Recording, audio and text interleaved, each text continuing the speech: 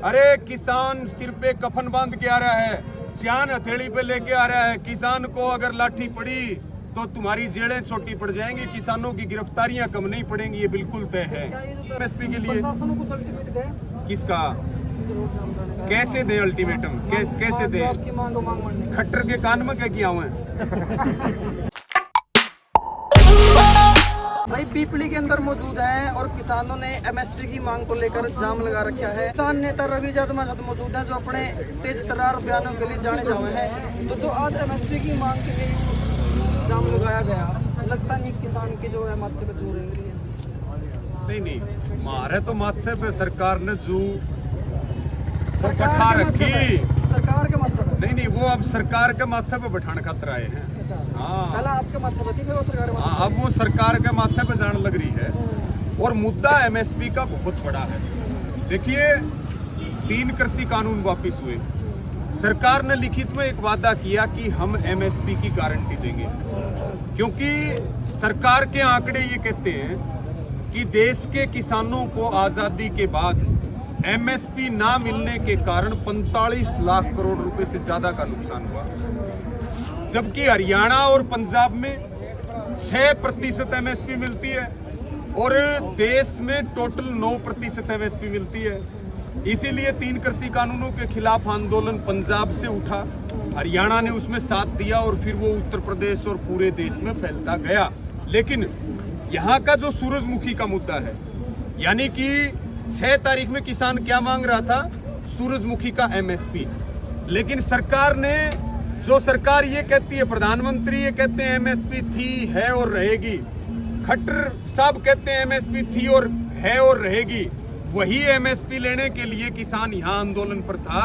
लेकिन एमएसपी नहीं दी किसान को मारे लठ, किसानों के ऊपर किए 307 के मुकदमे दर्ज, उनको गिरफ्तार करके जेल में बंद किया।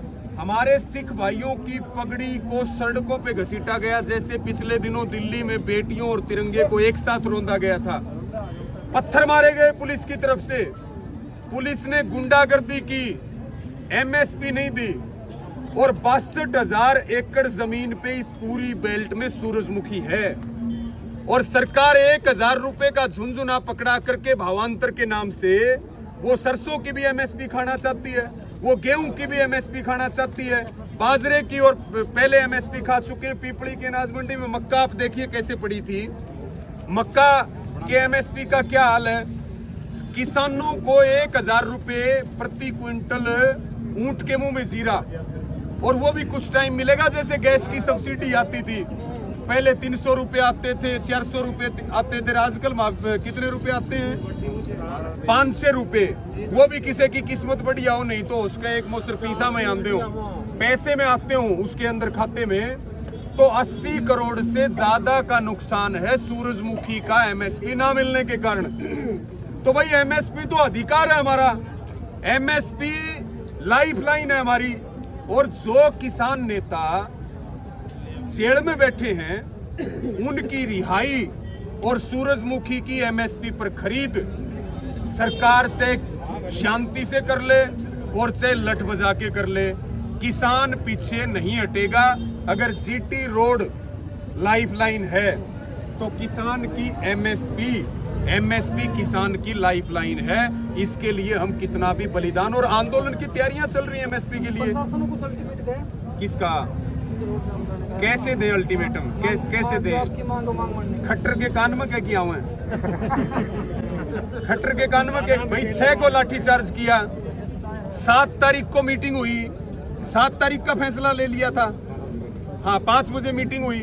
भाई 4 दिन का अल्टीमेटम दे रहे हैं, 48 घंटे का अल्टीमेटम दे रहे हैं, लेकिन ये कह रहे हैं कि बात नहीं करेंगे, मांग नहीं मानेंगे, कुछ करोगे तो गिरफ्तार करेंगे। अरे किसान सिर पे कफन बांध के आ रहा है, सियान हथेली पे लेके आ रहा है, किसान को अगर लाठी पड़ी तो तुम्हारी जेलें छोटी पड़ जाएंगी, किसानों की गिरफ्तारियां कम नहीं पड़ेंगी, ये बिल्कुल तय है। किसका? तो फिर क्या करें?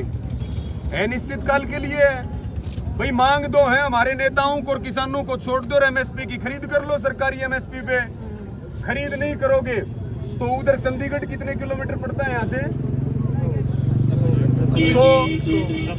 70-80 100 जो भी है नजदीक ही, हाईवे पे 1 ही घंटा लगता है। और उधर दिल्ली नजदीक है, ये बढ़िया है। यहाँ दिल्ली के आंदोलन की तरह यहीं पे लंगर चलेंगे, यहीं पे टेंट लग जाएंगे, यहीं पे ताश किसान खेलेंगे, हुक्का पिएंगे, यहाँ चर्चा चलेंगी, सभाएं चलेंगी, और ये आंदोलन उधर दिल्ली तक फैलता जाएगा, इधर चंडीगढ़ तक फैलता जाएगा, और ये पूरे देश का आंदोलन बन जाएगा। और हम तो सरकार को कह रहे हैं ये आंदोलन पार्ट 2 हो जाएगा।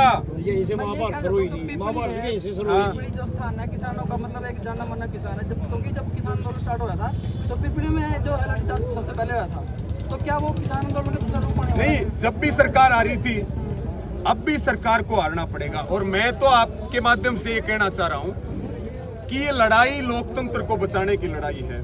सरकार इस तरह से आंदोलनों का दमन नहीं कर सकती पुलिस के लाठी से। ये लोकतंत्र की हत्या है। ये देश आरएसएस के संविधान से नहीं चलेगा, ये अंबेडकर जी के संविधान से चलेगा। एक बात बताओ, क्या सरकार को डर नहीं लगता कि भाई यही किसान है जो हमको 2024 में वोट देंगे? क्या उनको सरकार की मंशा ये है कि जो भी आंदोलनकारी हैं, जो भी किसान नेता हैं, अब उनको गिरफ्तार करो और अब उनको इलेक्शन के दौरान जेलों में लंबे समय तक बंद रखो, ताकि ना रहेगा बांस और ना बजेगी बांसुरी। लेकिन हम सरकार को बता दें कि अब किसानों के आंदोलन किसान नेता नहीं चलाते। आज हमारा हर किसान नेतृत्व का गुण रखता है। आज गांव देहात में जाके आप कितने किसानों के इंटरव्यू लेते हो, उसको एमएसपी का पता है, उसको 3 कृषि कानूनों का पता है, बहुत सारी देश में क्या हो रहा है, प्रधानमंत्री क्या बेच रहे हैं, खट्टर साहब क्या बेच रहे हैं, दुष्यंत चौटाला क्या बेच रहे हैं। ये आपके वेब पोर्टल की ताकत है।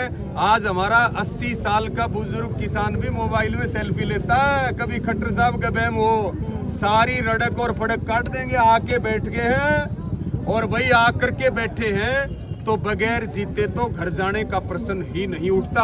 और सरकार जानबूझ के लॉ एंड ऑर्डर बिगाड़ रही है। सरकार को जरा सा भय नहीं है। 3 घंटे हो गए किसान सड़कों के ऊपर पड़ा, अन्नदाता है, उसके सम्मान में सरकार कम से कम बातचीत करे। लेकिन सरकार बात नहीं करना चाह रही, सरकार जेल भेजना चाह रही है। तो दिख रहा है कि सरकार सम्मान तो नहीं करती है। हाँ, अब धरातल की बात करें तो जहाँ आज महापंचायत हो रही थी अनाज मंडी के अंदर, वहाँ मक्के की जो फसल है वो पैरों के तले उसकी जा रही थी और ऐसे ही बेकार पड़ी थी।